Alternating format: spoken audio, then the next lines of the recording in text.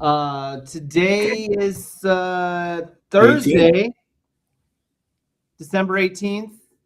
We are House Calls Insurance Podcast. Let me turn on my phone call. People are calling in. People are wanting to get assistance because that's what we do on a daily, giving out help and navigating the field. Let me see. I'm Ryan Dunstan with East Main Street Insurance. We've got Chris Kamara with Cobalt Insurance Agency. I may be a little aggressive in talking today because Chris is under the weather. I'm trying not to cough right now. Try not to cough right now. So we have been gone for a few weeks. There's been some developments. There's been some points of interest, I guess you could say, on the Magical Insurance ride. And we wanted to bring those to you and answer anything.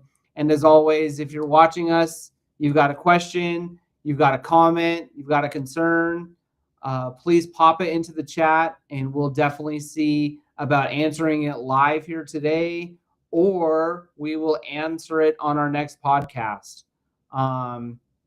Chris, I know you always like to look and see and make sure everything's all going live and streaming and all that. I'm checking now. I don't show anyone's live, but we can kind of go in and hop into what's been going on in the insurance marketplace for homeowners and all things property almost.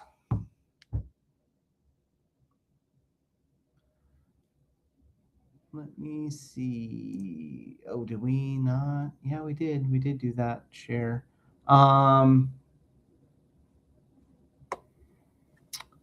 We are back. Today's agenda. The expensive, in quotes, the expensive misunderstanding. Actual cash value and replacement costs. I think I wanted to bring that up just because I've had a lot of clients bringing up actual cash value. I actually was able to switch someone from Fair Plan to my new carrier, and they were talking about just wanting to go with me because I was able to offer them replacement cost versus actual cash value.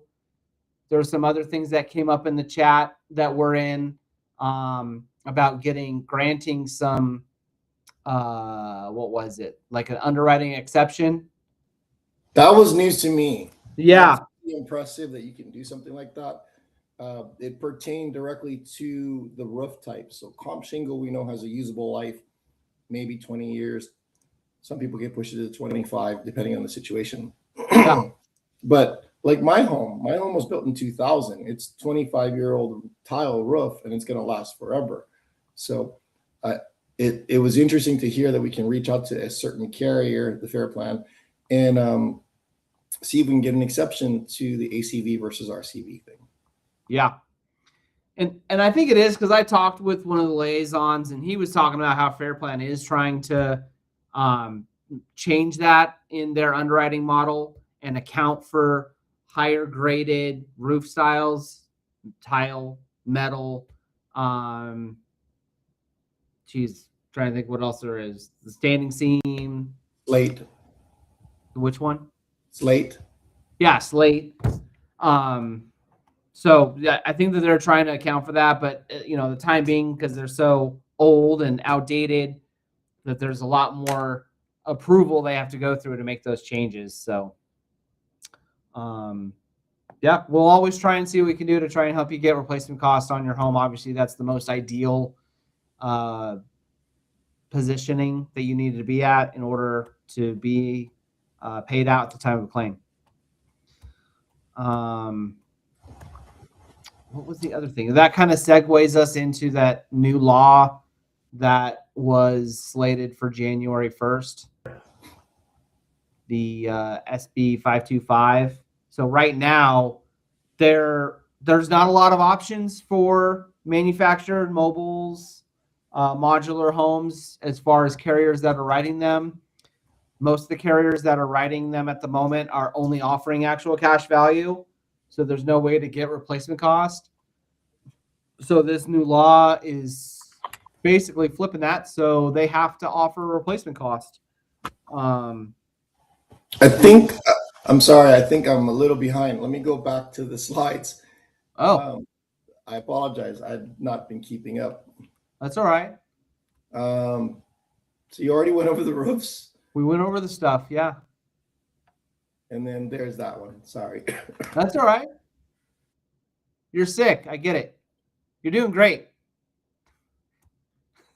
Do you have chicken noodle soup ready to go? Like, are you getting taken care of? So I'm about to take some cough medicine, take a nap. Okay. I think. I was getting better, and then this afternoon I just took it downhill. So I'm just gonna take it easy and try to rest. I heard it's not. It's like a pretty intense sickness too. So. So yeah, I was chatting about how the fix is what you just, brought up in the slide is that all these carriers, especially Fair Plan, are going to be required to offer replacement cost to mobile and manufactured homes. So huge from a lending perspective, from a replacement perspective, total loss situation. It's kind of, I mean, I'm just ecstatic, but it's not just Fair Plan. It's going to be carrier wide. I mean, the American Moderns, the Foremosts, geez, who else? Aegis's. I mean, all those companies are all going to have to kind of abide by that.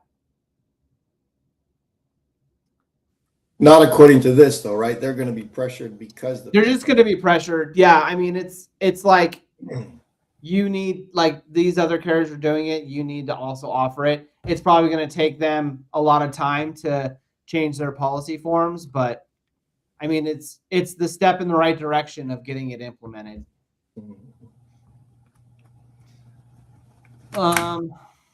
Geez, what's next? What else has happened? Farmers? That was pretty big in the news. Yeah, that was 2 weeks ago. I want to say it was the Thanksgiving, like right around Thanksgiving time.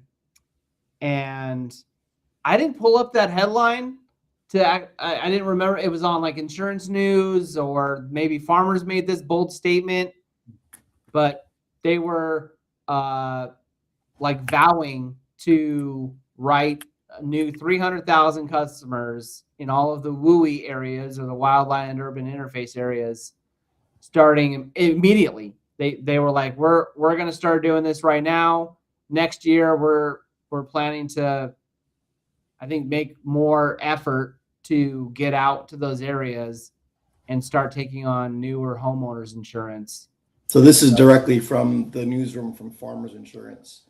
So on November 21st, I think. So no more cap.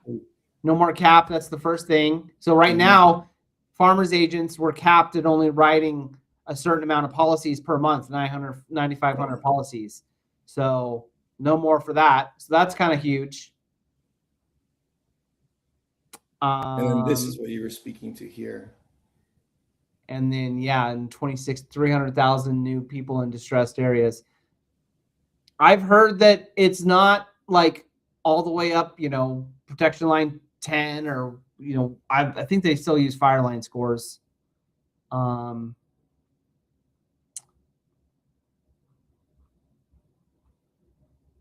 But they're trying to the main thing is they're trying to write more. It's a step of carriers are coming back into the market, which is a good thing for all of us. Yeah. I actually go back to that thing and said what rate increase they were taking. It was like a 6.99. So 7% basically to avoid everything. So when they're coming back, the rates are going to be higher. Which we know, all these carriers that are trying to come back, they're approving or applying for rate increases. They're not going to come back in at the $1,000 policy like they used to be. So yeah, those days are gone. It's never going to happen. Yeah, you need to start preparing for higher increase for all insurances. I mean, auto insurances, and we can go on and on about all the increases, but we definitely want to kind of focus on homeowners and bringing you house calls. Geez, what else? Did you have anything else on that? I know you don't want to talk too much. Not on that one, no. I think that was pretty much it. Is the market, there are carriers coming back, not in any great way or shape or form, but it's starting. Yeah. And then this is hot off the press today. Let me close this. Yeah, I was like, it'd be so cool to get like Ryan on here. He's a fun guy. I like him. And just be like, something about having the name Ryan means you're a pretty solid guy, I guess. I guess so, yeah. Chris, we already have something in the works to get your name changed. Don't worry. Ryan put out this newsletter yesterday. Well, yesterday is the date, but the email was today. Yeah. His blog is outstanding if you haven't seen it or heard it. But he goes over, and I just want to quickly highlight this. So Ryan is to our viewers, Ryan is a home lender, and he's been following. No, he's an inspector. But he follows like real estate trends and rates and any data that's regarding into buying a home. He, puts it up into his blog, a really great tool and source of information. But yeah, I like that chart that he put out because this is all now, public data of Fair Plan, where they're spread over. 20% increase in Fair Plan policies in 12 counties year over year. 14,600 or so new policies written for the Fair Plan in the last year. Crazy. And then that's what I was talking about. We talk about home insurance is like you got your auto insurance, life insurance, health insurance, disability insurance, everything is just stacking up. And then this is another pretty eye-opener right here. 6 years ago, there were about 155,000 Fair Plan policies. Now we're at 625,000. Wow. And then Sacramento County blows my mind. 367 to 2,000. Placer, where I'm at, is from 9,000 to 18, almost 19,000, so double. And then El Dorado from 14 to 28, so double. And then where Ryan's at, right? You're in Nevada County. Yep. Yeah, 11,000 to 23,000, so more than double. Sutter, Yuba, San Joaquin, Yolo. I wouldn't expect to see so many, but the increases in places that we would not consider higher fire area that would require the Fair Plan, these are like 10 times, right? In Solano County. Amador. But yeah, his insurance blog, or his blog was fully geared to insurance this week. And I didn't really see like if that was new business. I'm pretty sure it's stacked, because I've got people on year 7 that have been with Fair Plan. Oh yeah, absolutely. It's stacked. It's not new. There's no. Yeah. It just shows a great graph about how they've grown because other carriers aren't offering terms, they're non-renewing. So the alternative is Fair Plan. And Fair Plan has not been the cheapest almost ever, right? So more people are paying more money for the Fair Plan. Yep. This is only counting Fair Plan, so it doesn't count the corresponding DIC policies either. All right, let me jump back out here. And DIC policies have been, I would say, pretty stagnant with rates. I haven't really seen too many rate increases now that I think about it going up. There have been a few carriers. I don't think we like to name carriers, but there have been a few that because they're exiting the market, their rates have increased. So yeah, if you do see a large jump in your rate, I would say that would be a good time to shop that company because they're probably not right. One, they're not writing any new business, or there are other carriers out there that have been stagnant with rate. So, and there are definitely more DIC carriers coming into the market. E&S, EIC carriers are definitely coming in. So there is competition in that space. That's what's keeping those rates down. Mm-hmm.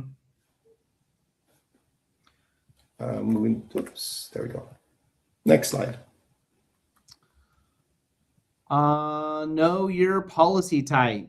I feel like that's just a continual thing, and it's mainly just because there's the movement of carriers that are coming into the market are non-admitted carriers. They are excess and surplus lines. Breaking that down in a nutshell is that they are not your typical Farmers and State Farms and Allstates and Mercuries, like the ones that they are carriers that have been around for 10, 20, 30 years, and they're backed by several reinsurance companies, or they're backed by other millions and billions of dollars, but they just haven't been in the California space because the Farmers and State Farms and everyone that has been here, Travelers, Hartfords. So definitely ask your agent when these new carriers are coming in if it's an admitted or a non-admitted company, just to give you that safety and security if who you're going to be signed up with or who they are. And then also ask them what their financial rating is, how long they've been in the market, where else are they writing insurance at the moment. Because that's huge to know. If Hey, we had Phil Irwin on. I don't know if he's still on, but hey, Phil. Phil? Yeah. What? Did he just hop in here? We should just get him on. I missed the message. He messaged on Facebook. Oh man, we missed Phil. Yeah. Phil is an amazing resource. He did me a huge favor earlier this week. I had a California Fair Plan application that was stuck, and it needed to be what's the word for when it doesn't get auto approved? Referred. Referred. Yeah. And Phil is a good liaison with the Fair Plan, and he got it escalated for me, and it turned in like 20 minutes, and I got it approved, and we bound the policy. So thank you, Phil. Yeah. We had a bunch of viewers, and then they dropped off. So, but to your point on the E&S, another very, very smart, well experienced agent mentioned it this way: we're going to find you, all of us agents are going to find you the best rate we can this year, and at renewal we'll see what it looks like, and we'll shop you again if we need be, because the E&S market shifts very quickly. I've had E&S carriers increase rates 75, 90, 100 something %, and we've shopped clients and moved them to other policies. So what we're doing is actively searching for the right policy at the right time. There's no regulation like an admitted carrier where you're not going to see the rates go up those numbers, right? So E&S is here. It's just understanding what they're for and how we manage them for you. And here's the other thing that I've kind of told clients is, because I am writing them with E&S carriers, if we get word that there's hurricanes in Florida, or wildfires in Texas or other states, or we just look and see that they're being financially downgraded, we have an option, the Fair Plan. It's there, not to be used and really heavily regarded, but if we see that there's a trouble with this one carrier, we can just move it off. A lot of people were stagnant and thinking, I'm with my insurance company for a full year, I can't move it, I can't take it away or go shop someone else until that renewal date. That is not the case. You can move your homeowner's insurance at any time. So if you see that there's a problem with it, reach out to an agent and go somewhere else. Don't wait until that date or feel like you're bound to those terms. I'll add a caveat to that statement. Yeah, please do, because I know exactly what you're talking about. If it's E&S, the majority of these E&S carriers have a 25% earned premium. So exactly. What that means is when you sign up with them, you're saying, hey, I'm going to stay with you for 3 months. Or if I leave early, I'm going to forfeit some of that premium I've already paid. Right. So I would encourage shopping as the market changes. I mean, we know, even Ryan and I have a new carrier that started on September 1st. It's been very competitive. and we've been shopping our clients there. It's been successful, really successful for me in Auburn. But that's exactly to the point with Ryan. If you have a policy, you've been on it for 3 months, it's an E&S carrier, and you want to look around, there are carriers entering the market. They're E&S carriers. And, the funny thing about E&S carriers, and we have this conversation a lot, is they come in hot and heavy with great rates, and then they realize that they're underpricing the market. Yeah. And so the new policies they write after the first, 2-3 months, they've adjusted. So the rates are higher or less of a win. But for those that get in earlier, there's some significant savings, right? So it's good to be constantly scanning the market and looking for other carrier opportunities. Yeah, exactly. Thanks for bringing that up, because that is huge. And that's, the other thing, that chatting with an agent that's knowledgeable about the excess and surplus line market, they're going to know. But it does say, I think on all quotes and even policies, it does stipulate, it's called a minimum earned premium. And it'll stipulate what that percentage amount is. So definitely look for that whenever you do get your policy documents, so that way you can see, because they do stipulate it out. Oh man, what a day. 30 minutes, we did it. Oh, I muted you on accident. I'm sorry. I wasted your good voice. Was anything else come up with you? I know we've been off for a couple weeks. It's been busy, and it doesn't slow down for some reason. I don't know what your experience has been, but for the last 3 or 4 years, the end of the year, end of this month, like the next 2 weeks are going to be busy. It never slows down. I think it's due to people not being at work. They're taking days off. They want to address some things, clear up some household issues. We have seen it in our agency. It just gets busier and busier. More people want to take a look. That thing you brought up, and let me see if I can find it real quick. Bear with me just 1 second. Another good point. I've got to find it. Just one moment. You sent me a link earlier today about fires happening during the winter time, and I'm going to find that. So you could speak to it. Let me find it, but you could talk to it. Oh yeah, Cal Fire. They just put out a quick little post. I can try and bring it in too if you want. But Cal Fire just brought in a post, and they were talking about how it is the holiday season and fires still happen. I think honestly, up here in Nevada County in the past 2 weeks, there's been at least 4 chimney fires, because new people are either new in the home or they forgot to clean out their flue. So fires still happen regardless of it being a wildfire and structure fire. So they wanted to let you know that there's nearly 47,000 homes from December to January that have injuries and deaths.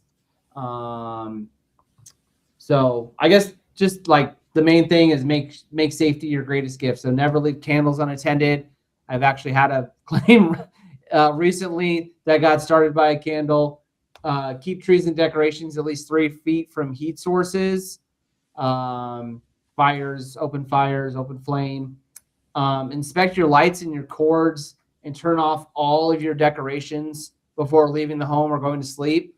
I'm actually guilty of that. I leave my tree lit at nighttime. Yeah. I can't. I'm paranoid.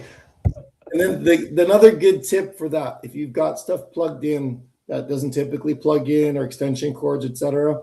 Yeah. If you smell burning, you're going to check, right? But what a lot of people don't know is if you smell fish, then you never really think it's the electrical.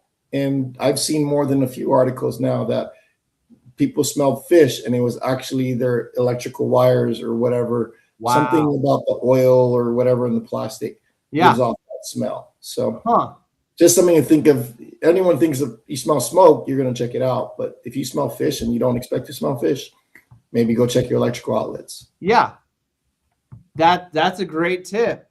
See, you learn something new every day. I never knew that. And stay alert while cooking because something can flare up, kitchen fire. Obviously it's like not deep frying a turkey or anything, but yeah, just be kind of vigilant with your thing because just because it's raining outside, cold outside, doesn't mean that your house can't burn down. So you can even get this. This is awesome, and I've considered giving these out to clients, but you've never seen it. It's like $8 to get a blanket. You can go to Home Depot or anywhere else. That doesn't matter what the fire is, but you can throw it over and it will smother the fire. Wow. Yeah, something to keep by the stove. Is it? I mean, multiple uses, right? It's not just one and done. Oh, I would assume so. I don't know. I just know that it works. Yeah. So not water or anything else, but you definitely could do that. Yeah, and check your fire hydrants. If you don't have a fire extinguisher. Fire extinguisher. Yeah. Fire extinguisher. Mm-hmm. I know too many friends that don't have it or didn't have it. You want to go over these last 3 points? Scam alert. Ignoring DMs offering guaranteed cheap coverage with urgency. Verify the license, never wire money. Have you had that happen? No, but I would add that in the bucket of if it sounds too good to be true, it probably is. Yeah. If your coverage and your quote is, well, not the coverage, but if you see a quote for your home and it's significantly cheaper, double check it, do an apples to apples comparison, make sure that you're looking at the same deductible, same or similar coverages. There's a bunch of gotchas, right? Well, or even knowing, because a lot of agents, and I think that's why they had them sign that difference in conditions policy or acknowledgement form, was because people were selling those cheap policies that didn't include fire coverage. So, know exactly what it is. And, if you just want to run it by me or Chris, send it to us. We'll look it over and say, yeah, this is a great quote, or this is great coverage, So yeah, call a broker, call to action. Markets are opening, they close fast. So yeah, these new carriers, get on with them while they can, because I feel like if it continues to be dry like this and we have a wildfire pop up, which would be horrible. But if it were to happen, I can see these carriers tightening up and closing up shop. Oh yeah. Trying to wait until the damage is assessed. I can't wait to use my new system. I know you and I talked briefly about it, but the next carrier that comes in that's eager for business, I'm going to be using my new tool to blast out to certain zip codes. So if you're on my contact list, and I'm not trying to sell on this, I just want to give an opportunity for people to sign up. But if you're in my contact list and I find a carrier that's now writing in your area, my system now, I can send out a message to anyone via text in that zip code and say, hey, we've got a new carrier. If you're interested, we're happy to shop you. What we plan on doing in 2026 is anytime there's a fire or large wildfire or any big weather event, flood, wind, snow, we can send out text messages now in less than 5 minutes to any of the affected people in that zip code. So we've got that for our clients and for our prospects. So if you're on our list, we definitely are going to be communicating more in real time to our people. Yeah, man, that's huge. I want to be a client. I'm going to do it too. Will you sell me a policy? Will you sell me a policy so I can be your client? You're going to do this too. I know your agency is going to do it. It's just a matter of time. Well, that's huge. I mean, because between what was there last year, obviously the fires, the lightning storms, new carriers are huge because it's hard to. I mean, I can't call 1,000 clients and say, "Hey, I got a new carrier. Do you want a quote?" Like, that's awesome, Chris. Yeah. So, I mean, that it just builds on all the things that we're doing to serve our clients. So, Mhm.